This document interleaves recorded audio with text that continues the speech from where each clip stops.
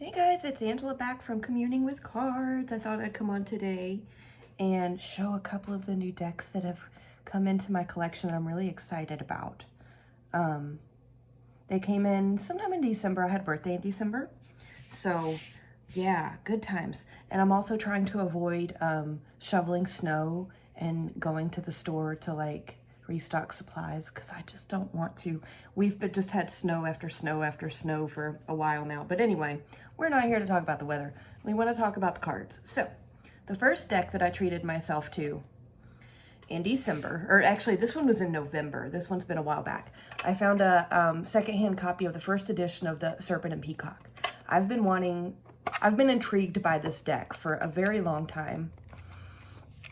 And the price was really good. Like I got it, the price was quite nice. It was a little bit less. It was less than I could have gotten, you know, a new edition. Why am I zoomed out? Yeah, let's look at the pretty cards. So I love it. And I'm sure the card stock has changed or whatever, I don't know, but I love this so much. I've had some really good, I've already been working with it. I've had some amazing readings with this. And I've been pairing it a lot with some of my Marseilles decks and like pip decks kind of things. Because there's just so much going on in these cards. I don't feel like you need to, I feel like anything you put with it needs to be kept simple. But I have gotten some amazing readings with this guy. It's so good. I love this card. The Eight of Swords. I love it so much. I love everything in this deck. Like, I've watched flip throughs of this thing forever. And I just, oh my gosh, the Queen of Wands with a dragon. Yes. I've wanted it for so long. And so finally I got it. And it's lovely. I love it. So in that same vein, because I did say that I've been pairing it with, actually, let's leave it out. I've been pairing it with a lot of Marseille and Pip style decks. I treated myself, I showed this in my last video, the one where I was trying to match up my trimmed Mythologia Finica for Spirit of Place-ish, non-human. I did treat myself to a Piatnik version of the Marseille. I've had the CBD for a long time, but it's so, let's open this up actually. This is not new, but we're gonna look at it anyway. So this Piatnik version, I think it's from 1984 or something, I don't know, was my birthday present to myself. So these aren't the same cards, but you can see, right? Like the CBD has like stark white backgrounds and the artwork is very cleaned up and it's very crisp and proper. Whereas this lovely Piatnik, like it's off-white backgrounds and the artwork is kind of gnarly, like the colors go outside of the lines and it's just a little gnarlier, and I love it so much. I'm so glad I found it and bought it. And again, I didn't spend a ton, so that was, I'm gonna make a mess as usual. That's okay. So what I wanted to do, I wanted to put these together, and I'm not gonna read here, but like, look how good they are. They're so good. Before I got my Piatnik, I was using this with my CBD version of the Marseille, and it was good. It was good, but this is better. And I love this. The colors are even different. Like the Hermit card, I wonder if I can find it. It's not as bright in your face color.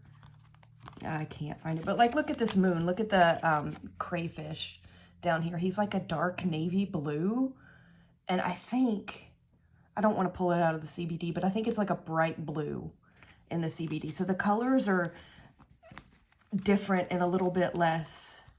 There's a lot more black, I feel like, in here. Maybe not. That might not be true, but I'm not going to find the Hermit. I'm not going to stop and search for him. But I like the colors and the more organic feel of the Piatnik. But, I mean, these are so good.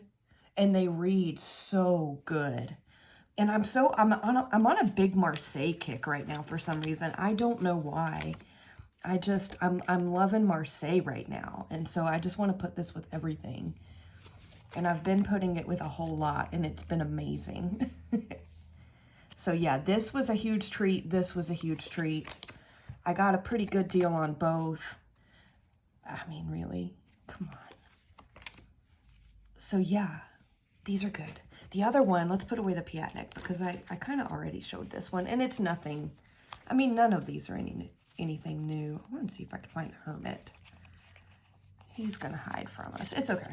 So another thing that I've been pairing my Serpent and Peacock with, which is also not new. This poor little tuck box has seen far better days. I probably need to make a bag for that. Is my medieval cats. Now this is also not new. I've had this one for a while, but I've been using this kind of as a pip-ish deck, which I think is so cute because which I love, because I had a cat. I lost her a few years ago, but her name was Pipkin, and I always called her Pip.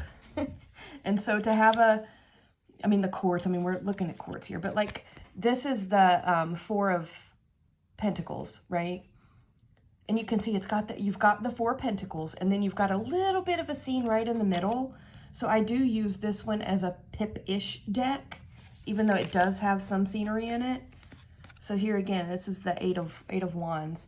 And I mean, look at the scene. You've got a guy with a bow and arrow shooting a letter to somebody for the 8 of Wands, but then you do have the wands here. Yeah, this has been lovely. These have been so lovely together. The 7 of Swords, the cat, there's an empty, you've got the kitty, and then you've got an empty bird cage with feathers falling. Yeah, these have been really good together too. I've also put this with my Marseilles, and it's quite nice. So yeah, I've had a lot of these like medieval style decks out lately, which brings me to the next new ones that I got. Let me get this out of the way. I'm going to go ahead and put away Serpent Peacock too, because we've all seen it, but it was a special treat for me and it made me happy. So the next one that I treated myself to, it was actually 2 from the same creator. The Manuscripts of Initiation Tarot, which is along the lines of the medieval kind of feel, and the Botanica Occulta Tarot, which I saw a walkthrough of on somebody's channel. But these are both published by Dark Sinevere. There's the publisher. You can search them on Google and find them. They were not expensive at all. The cardstock is kind of flimsy, but that's okay because I can handle it because the cards are a decent size. So so this one is, the one I'm going to show a couple cards from right now is the Manuscript of Initiations Tarot. This was the one that came first. I ordered them at the same time, but they were shipped separately. So this is interesting because it's got like a scene, but then it's got like the elemental, the suit representations there, like a pip style kind of. It's also got these odd little characters in the border. Some of them have unreadable text, like this one. This is the 7 of Cups. You've got a few little pieces here that, excuse me, look like they would be text, but like there's no way you could read that. I have had unbelievable readings with this thing since I got it. Look at this 8 of Pentacles. You've got, you know, someone perfecting work. You've got 8 Pentacles. Then you've got this strange little, I don't even know what kind of creature that is. And then down here, you've got a fish walking. I don't know, but this thing reads like a dream. It is so good. So I've been pairing this with my Piatnik Marseilles and also with the medieval cats. And it's amazing. It's absolutely amazing. And I don't understand why. Here's my lovely 9 of Pentacles. You've got the lady, you've got her hawk, you've got lions down here, and then a little line of flowers. It's so pretty. Oh, so good. So good. I think Simon from Hermit's Cave did a full walkthrough on this. Walkthrough and first impressions kind of a video. Look at this 5 of Wands. I mean, that's so good. I love this so much. The Magician almost looks like a hermit, and then you've got the owl down here. I don't know, but it reads like a dream, like an absolute dream, and it's so interesting. And it oh, look at this Tower card. What? It's amazing.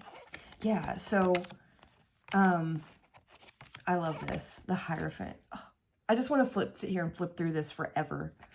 But anyway, it's really nice. Again, the cardstock is really thin.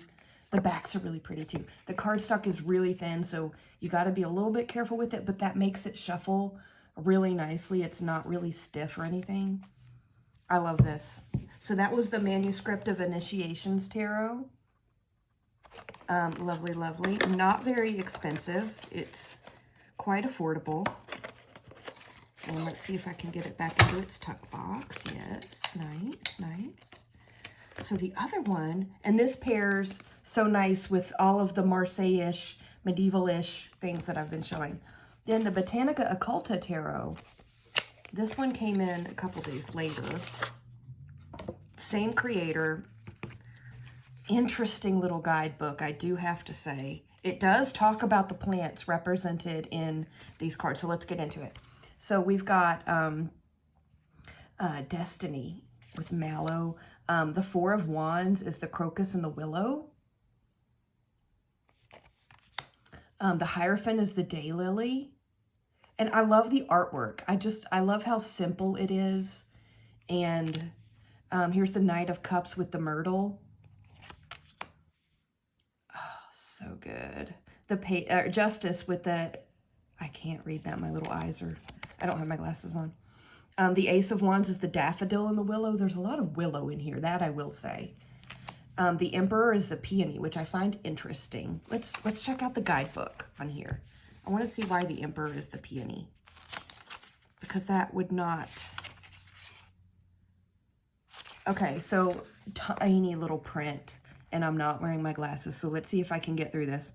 So for the Emperor, flower is the Peony, meaning the Emperor flower, the flower of wealth and honor, personifies the masculine principle of yang, brevity, and courage. In China, more than 200 years BC, only the emperor and his relatives had the right to wear silk clothes and the image of these amazing flowers. Didn't know that. Peonies have sincere and open energy, unchanging purity, and the flower of healing. This plant symbolizes love and marriage. The energy of the flower will help a woman find... I keep getting messages on my phone. Pardon me. The energy of this flower will help a woman find a good husband who will take care of her. Okay. For a man, the flower activates yin energy and calling a good woman into his life. So interesting. Am I going to read with this guidebook? No, but I think it's fascinating. Purple or pink peony, power, wealth, prosperity, love, passion, high status, a wish for prosperity, professional and personal / career success. Classic meaning of the card: strength, power, authority, father, man, patronage, success in worldly affairs, take control. I am responsible for everything, the perfect blend of mind, strength, responsibility, courage, not inclined to mysticism. That's funny. Relies on reason. Excuse me, I'm so sorry. A description of the created story. The imagery is symmetrical. It symbolizes stability, nobility, spiritual equality. The flower is slender, regal. Its stem and a circle of the crown are symbols of imperial power. The flower pot is associated with the crown, a symbol of the emperor. On both sides, by analogy with the original card, images of Aries. Behind the flower, a mountain symbolizing natural vitality. The colors were chosen in order to semantic load of the card. What? Wealth, strength, energy, rationality. The frame emphasizes elegance. Combined with the Empress card, they form a couple. Interesting, y'all. But anyway, okay, let's keep going. So the 6 of Wands is the Iris and the Willow. A lot of willow in here. The Queen of Cups is the Madagascar periwinkle. The 10 of Pentacles is the Vine. This is so pretty. I I can't read the plant on this one, but it's the Four of Swords. The Nine of Pentacles is the Gilder Rose, which I'm not familiar with. But this is gorgeous. I absolutely love the artwork on this.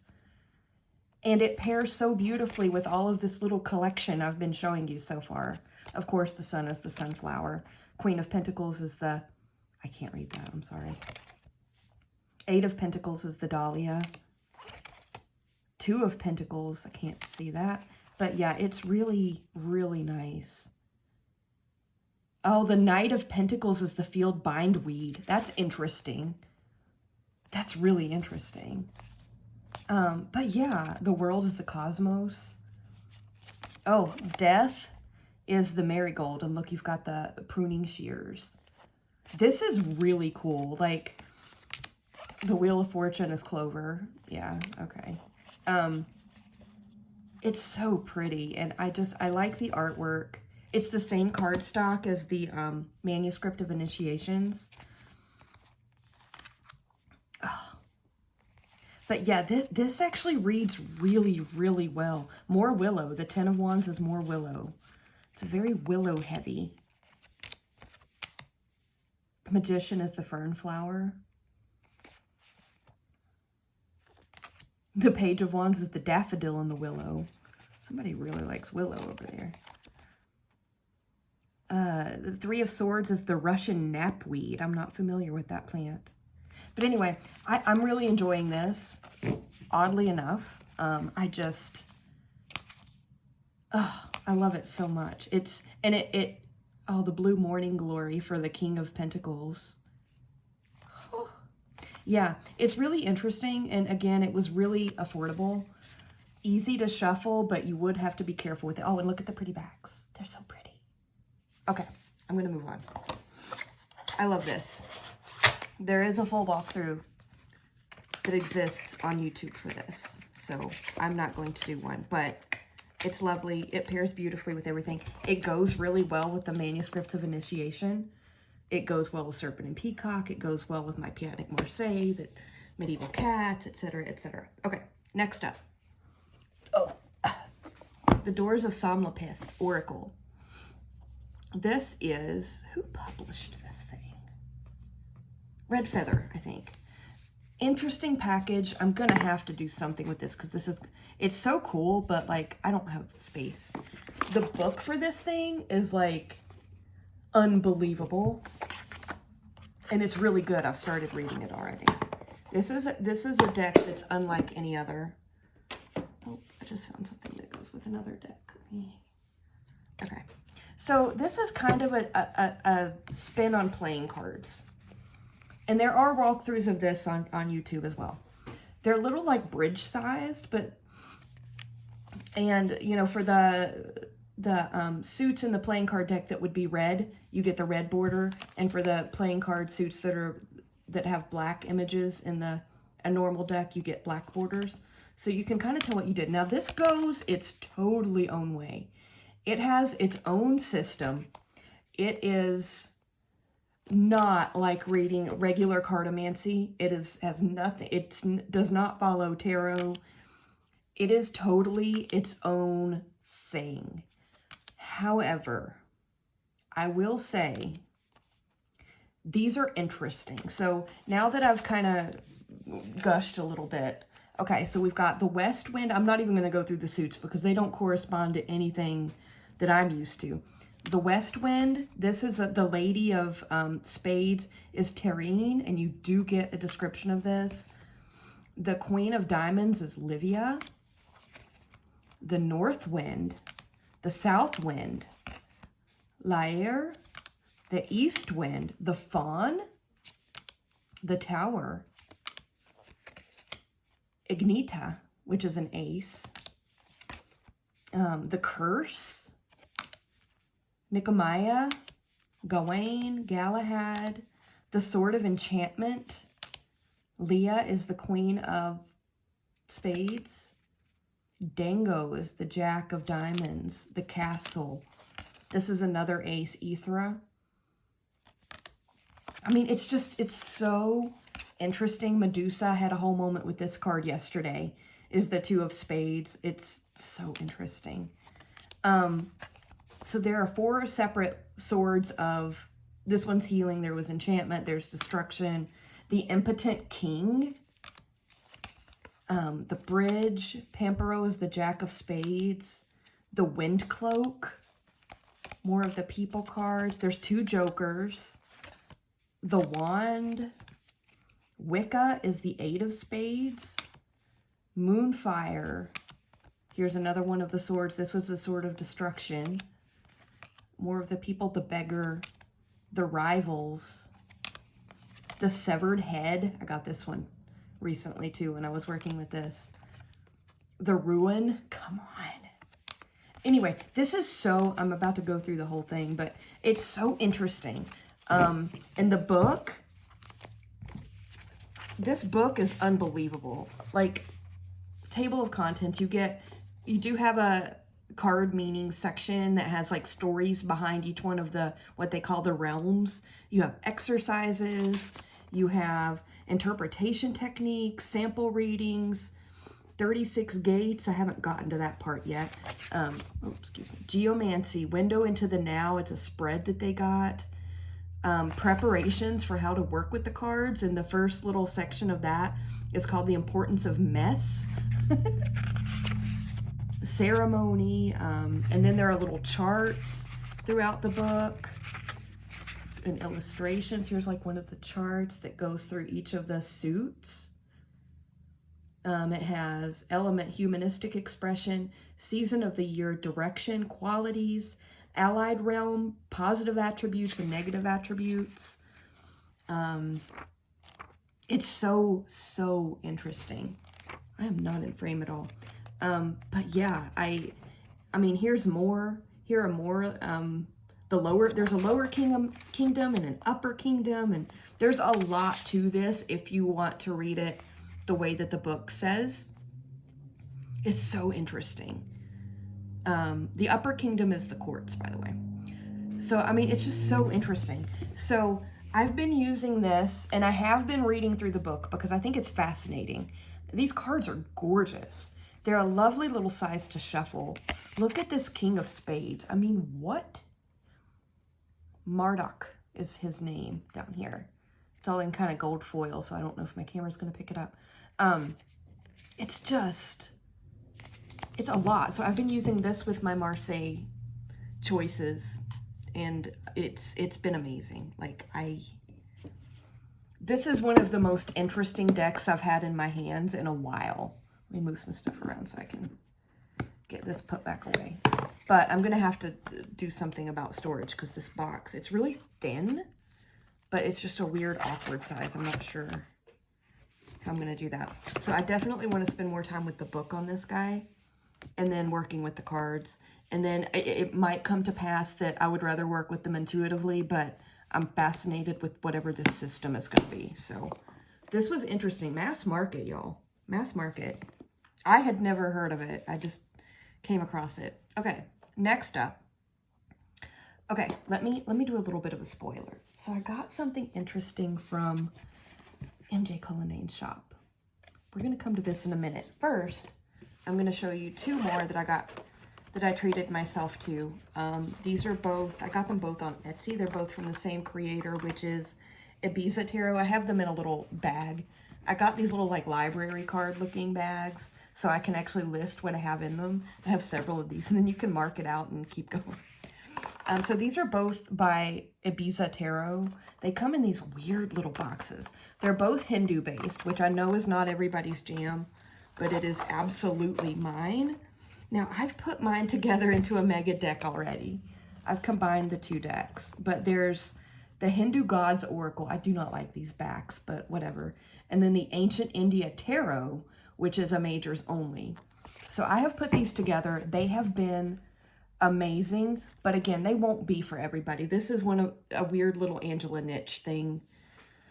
I don't see a lot of interest in Hindu mythology and religion and belief systems in the tarot community, which surprises me a little bit, but whatever. So here's one of the major the ones from the tarot, the Devil. There's gorgeous artwork. Beautiful, beautiful. And then there's a little blurb at the bottom. The eternal dance between the temptation of external pleasure and the satisfaction of inner happiness. Who wins? Oh, the star. Here's another one of the tarot. So pretty. Remember to follow your magical star. When you connect with your positive inner feeling, the clouds give way to light. There's always a higher purpose. That one's a little odd. Oh, temperance. Oh, so pretty. As above, so below. As to the left, so to the right. The more you push the nature, the more she pushes back. That's interesting.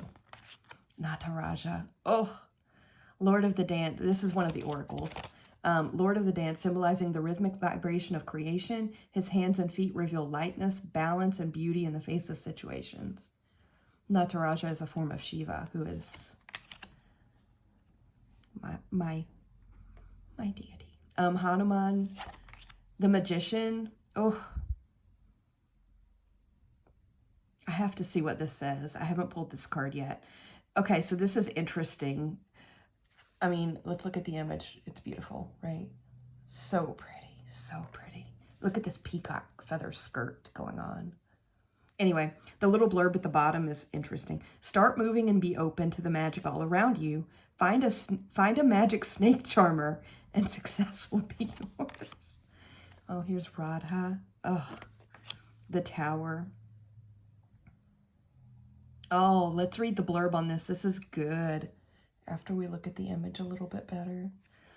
After everything you have achieved, the stress is starting to show. What is really necessary and what can you let go of before it is too late?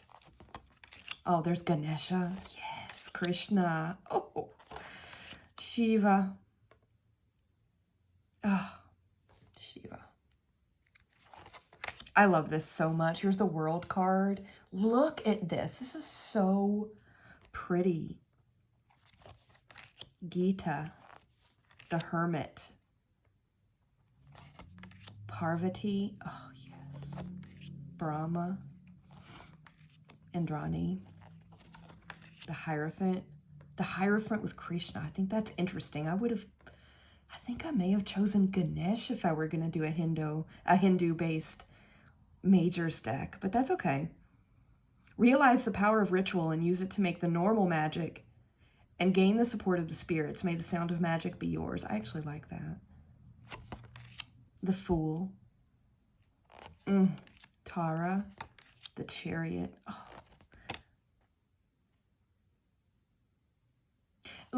I do love the blurb on the Chariot. This was one of the first ones I drew from this deck. So always remember that the Chariot is most stable and fastest when all parts are flowing in harmony and balance is the key.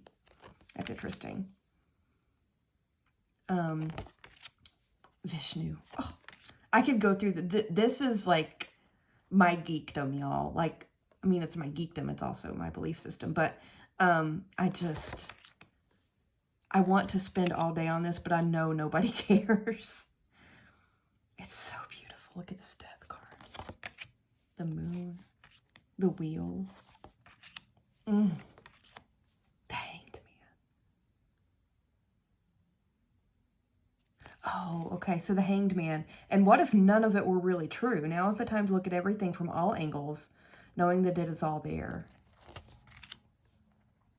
As a general rule, when I do have like little blurbs or little paragraphs at the bottom of my cards, I ignore them. Like my eyes will allow me to do that. Thank goodness. But I do like to, because this is Hindu based, Harihara. Oh gosh. Oh God. Okay. Yeah. Because this is Hindu based though, I do like to read it just to see if something interesting comes out of it that's different. Durga, oh yes. Anybody who's sticking, oh, here's a little title card thing. Anybody who's sticking through me through these, golly. Okay, I just literally went through the whole thing. I'm sorry. I know that this probably isn't interesting to anybody but me, but this is very interesting to me and I love it. Like, you know how when people talk about the Hush Tarot, they're always like, man, I love it, but I hate that Lover's card because it just doesn't fit and I don't get it. The Lover's card in the Hush Tarot is why I bought the Hush Tarot, The only thing that bothers me about that card in the Hush Tarot is that the guidebook says that the image, I don't have my Hush Tarot down here, but most of y'all know what I'm talking about. I think it's a pretty popular deck. The guidebook for the Hush Tarot says that that image is, I have a cold, I'm so sorry, is Shiva and Parvati, but it's not. It's Radha and Krishna. That's the only thing that bothers me, but I don't read that. I just don't pay attention to what the guidebook says. Anyway, next up. The MJ Cullinane. This is called the Wild Arcana Tarot Oracle by MJ Cullinane.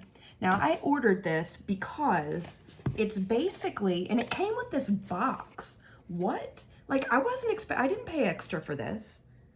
And this deck wasn't, the deck that I'm about to show you wasn't, I mean, it wasn't that expensive. She signed the back of the box. What? It's amazing. It wasn't incredibly expensive, but I had ordered this a while back. So when you open the box, you get a little velvet pouch that has the deck in it, and then a huge, wonderful guidebook. Now what's interesting, so the reason that I got this, it's actually like a smaller version of Guardians of the Night, which I have and love. And I've always wished I had a smaller version because I have trouble shuffling Guardians of the Night. So the images you can see are the same ones from Guardian of the Night, but the borders have been taken off. There are keywords at the bottom because this is intended to be a very beginner-friendly deck. Like, I think that's why she made it. It doesn't even have the title of the card, but up here, this is the Two of Swords, so it says 2S. The backs are different. Let's get out Guardians of the Night so we can see the size difference. But this is like a little bridge size, which I really was so excited to get. So this is the original Guardians of the Night card, right? Which was published by Hay House, the mass market version. This is the little Wild Arcana Tarot Oracle, which is the same artwork from the Guardians of the Night, but look at the size difference. Let's turn it around so you can look at the size difference. It's so ittle-bittle. It's so itty-bitty and cute. And I can shuffle it so much better, and I'm so excited. But the other change was that the borders are removed, little keywords are avoided, I'm half reading the card, are added. So this is the Two of Swords, and the keywords are blocked emotions, avoidance, and risk. I have looked through this. I've been working with this one quite a bit, and I love it. Again, I can ignore keywords if I don't want to use them. My eyes let me do that, thank goodness. But it's so good. So this one is the Tower. So it's number 15. And the keywords are bondage, materialism, and addiction. So I have been working with this quite a bit. And so I have looked through what keywords are added to the cards. None of them make me cringe. Like, they're not bad. The Queen of Swords, analytical, unbiased, and ethical. Oh, no, that was the King. I'm sorry, the King, so it's number 14. Now, the Ace of Swords, I've pulled this one a few times. The keywords are force, challenges, and justice. I mean, I can see that, but I would think more... I'm not going to give my keywords, but yeah. The Ten of Pentacles, wealth, investing, and legacy. I can see that. Now, again, though, I just kind of ignore the keywords and just work with this like a smaller size Guardians of the Night because the artwork is the same. It's just that the borders have been removed and it's much smaller. Oh, look. How pretty. Yeah. I love this. Was this the one I had out? No. But yeah. So interesting. I'm so excited to have a small version of this. But I do want to talk about the guidebook for a minute because the guidebook is kind of epic. Like, this would be an amazing deck for a new reader because you get the guide, you get the keywords, and again, none of them are like, make me cringe. None of them make me cringe. I think they're decent keywords, but this is the guidebook. It's huge. And so you get an introduction from MJ, which is great. she mentions reversals and why she doesn't read reversals, which is actually very eloquently stated, and I like that because I also don't read reversals. Then it goes straight into the cards. So you get a description of the artwork choices for the card. Then you get some keywords. Then you get kind of she expands on each one of the keywords. And then goes into what message should you take away from the card. So all of this, here's the Fool, right? So for the Fool card, 1, 2, 3 full page, 4 pages, 4 pages. I mean, this is so good. And there's that much information also, not quite as much, it's not 4 pages, but there's a lot of information for the minors as well. This is really good. And then at the end of the book, let me get to it. You get a spread, one spread. It's a 4-card, influence, situation, outside influence, and advice. But then she walks through that spread in action. So as if she had pulled these cards for that spread and walked through like how to read it. This is very, very beginner friendly. Like, I think this would be amazing. But here's the other cool part. At the very end, there's an animal energy reference guide that lists every single animal that's represented in the deck and energy references associated with that animal. So for the badger, because I love a badger, it's my lovely animal. The badger symbolizes determination, tenacity, and fierce independence. I love that fierce independence for badger, yes.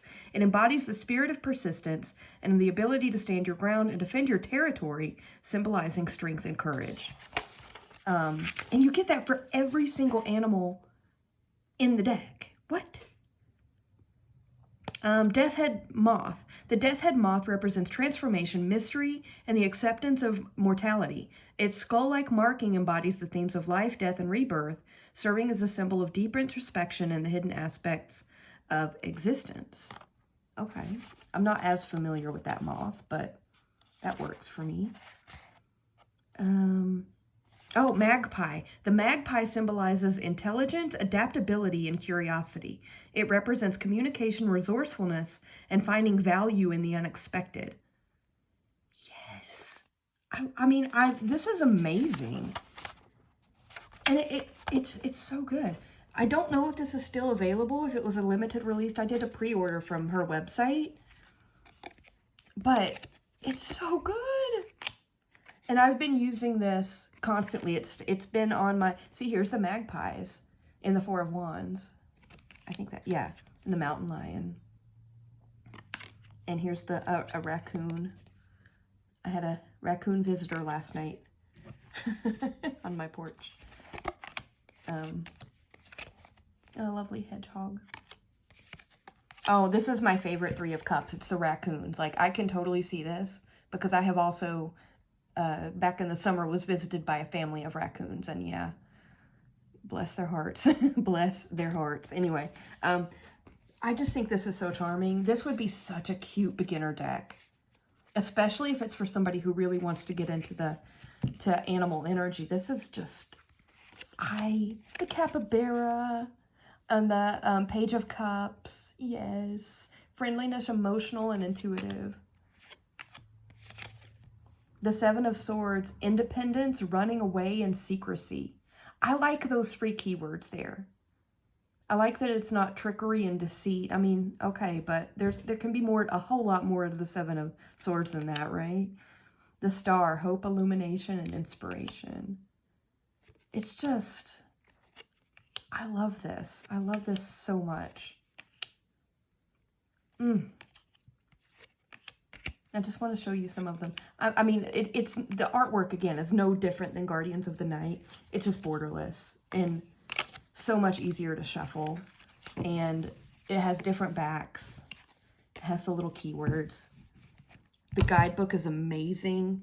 And I was totally surprised that it came with this box, this decorative box that has like I think that's the Judgment card, if I'm not mistaken, on it. Now, do I necessarily need a box for storage? No. And I'm not sure how I'm going to store this, but I don't want to get rid of the box because it's so cute. But yeah, this was a nice surprise. And I love working with this already. It's stayed on my coffee table since I got it, since I received it. And I've been drawing with it like constantly because I love Guardians of the Night. And so I love having a small version of it. It makes me so happy. So anyway, those are my new little treasures that I've gotten over the past couple months. Sorry if I bored you with the Hindu-based ones, but those do make me happy. That is, you know, it would be like, you know, somebody who works with, you know, does deity work with Hecate, showing a Hecate deck or something like that. Mine doesn't change. it's always Shiva. But yeah, I was really excited about that one. So thank you for letting me peek out about it. Those two decks. So yeah.